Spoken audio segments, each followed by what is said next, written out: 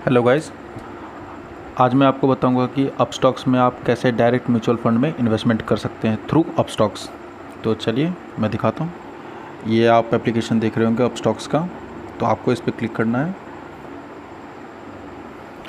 तो जैसे ही क्लिक करेंगे यहाँ पे आपको माई लिस्ट खुल जाएगा। यहाँ पे इसमें जितने भी आपको दिख रहा होगा जैसे रिलायंस, तो ये सब स्टॉक्स हैं। तो हमें आज म्यूचुअल फंड में इन्वेस्टमेंट करना है थ्रू अपस्टॉक्स। तो यहाँ पे आपको एक दिख रहा होगा डिस्कवर करके, आपको उस पर इसके ऊपर क्लिक कर देना है। जैसे यहाँ पे क्लिक करेंगे यहाँ पे आपको म्यूचुअल फंड दिखेगा। यहाँ पे लिखा आ रहा है choose from 1000+ top mutual funds जितने भी हैं यहाँ पे आपको दिख जाएंगे। तो यहाँ पे आपको क्लिक करना, एक्सप्लोर फंड्स में जाना है।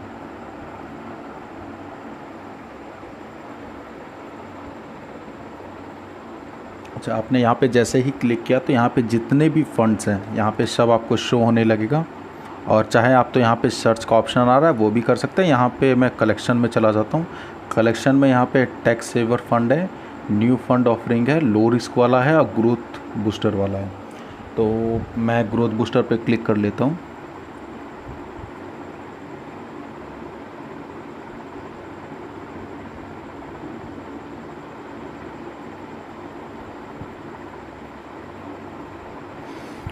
अच्छा, यहाँ पे खुल गया। अब मैं यहाँ पे बहुत इंपॉर्टेंट बात बताने वाला हूँ म्यूचुअल फंड के रिलेटेड, थोड़ा ध्यान से सुनिएगा।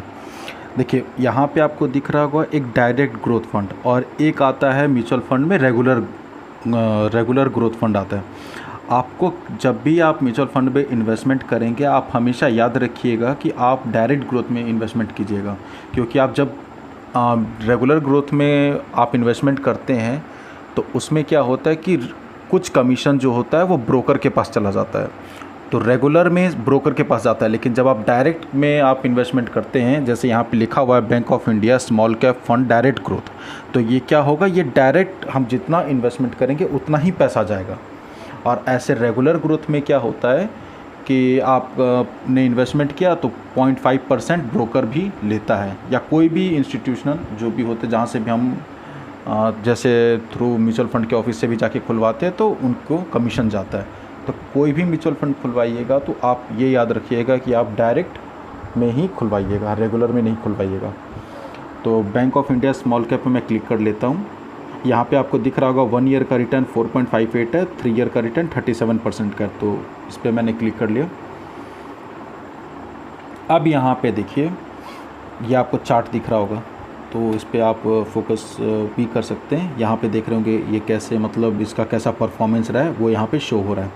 अब यहाँ पे एक लिखा हुआ है SIP और वन टाइम। SIP होता है सिस्टमेटिक इन्वेस्टमेंट प्लान, मतलब कि आपका हर मंथ आपका, जैसे आप चाह रहे हो कि मिनिमम 500 रुपये हर मंथली, वैसे म्यूचुअल फंड में आप 500 रुपये मिनिमम होता है और मैक्सिमम आप जितना कर सकते हैं। तो आप अगर SIP लेना चाहते हैं तो आपका हर मंथली कटता रहेगा। सिस्टमेटिक इन्वेस्टमेंट प्लान का मतलब ही वो होता है कि मंथली आपका पैसा कटता रहेगा आपके बैंक अकाउंट से। और वन टाइम मतलब उसको, वन टाइम को म्यूचुअल फंड की भाषा में लमसम भी कहते हैं। तो आप इसमें क्या होता है कि आपने एक ही बार पैसा डाल दिया, सपोज़ आपके पास 1 लाख है, 2 लाख है, उसके बाद चाहते हैं कि अभी मेरे को इन्वेस्टमेंट नहीं करना है, जब मेरे पास पैसा होगा मैं तब करता रहूँगा, तो आप वन टाइम में जा सकते हैं। तो SIP पे मैं अभी क्लिक कर लेता हूँ। SIP पे क्लिक करेंगे तो यहाँ पे मंथली दिया हुआ है, मंथली पे आपको कर देना है। अब ये यहाँ पे लिखा हुआ है date of deduct SIP amount, मतलब कि कौन से डेट में चाह रहे हैं कि आपका अमाउंट कटता रहे, मतलब मंथ के कौन से डे में चाह रहे हैं कि आपका कटता रहे। तो यहाँ पे कोई भी सिलेक्ट कर लीजिएगा जो भी डे है। मैं 28 तारीख की कर लेता हूँ।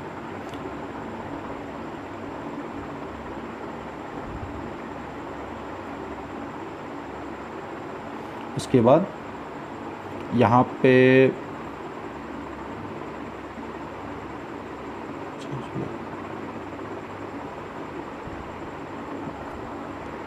अच्छा, यहाँ पे लॉक इन पीरियड में देख रहे होंगे आप, लॉक इन पीरियड में ये है कि 0 ईयर है। इसका मतलब ये है कि आपका इसमें कोई लॉक इन पीरियड नहीं है, आप जब चाहें अपना पैसा निकाल सकते हैं।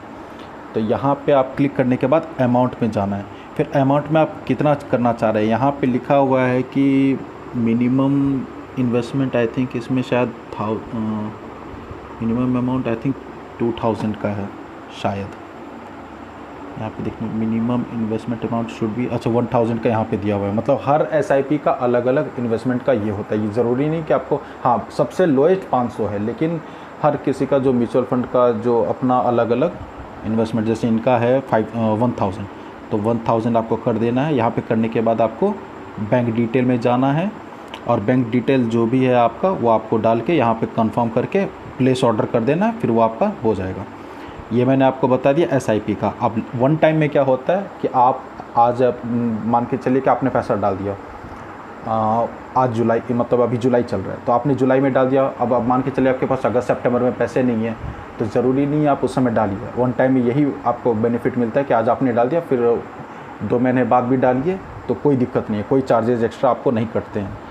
तो आप जब मन करे तब 2000, 4000, 5000 पैसे जमा कर करके आप डाल सकते हैं। तो वन टाइम में आप गए, यहाँ पे क्लिक किया, यहाँ पे भी आप इतना देख रहे हैं। यहाँ पे मिनिमम अमाउंट आई थिंक 5000 देख लेते हैं यहाँ पे भी पूरा। हाँ, मिनिमम अमाउंट 5000, तो 5000 पे क्लिक कर लीजिएगा, यहाँ पे रिव्यू कर लीजिएगा और यहाँ पे प्लेस ऑर्डर कर दीजिएगा। तो प्लेस ऑर्डर करने के बाद यहाँ पे यूपीआई पूछ रहा है, यूपीआई पे थ्रू कीजिएगा तो कोई चार्जेस नहीं है। नेट बैंकिंग में भी यहाँ पे कोई चार्जेस नहीं है। यहाँ पे आई एम इन्वेस्टिंग करके ऑथराइज पेमेंट कर दीजिएगा, आपका ऑटोमेटिकली कट जाएगा। हाँ, इन्वेस्टमेंट करने से पहले एक चीज़ याद रखिएगा कि आपके अकाउंट में उतने सफिशिएंट बैलेंस होना चाहिए, तभी आपका उससे कटेगा, ठीक है। Okay, thank you.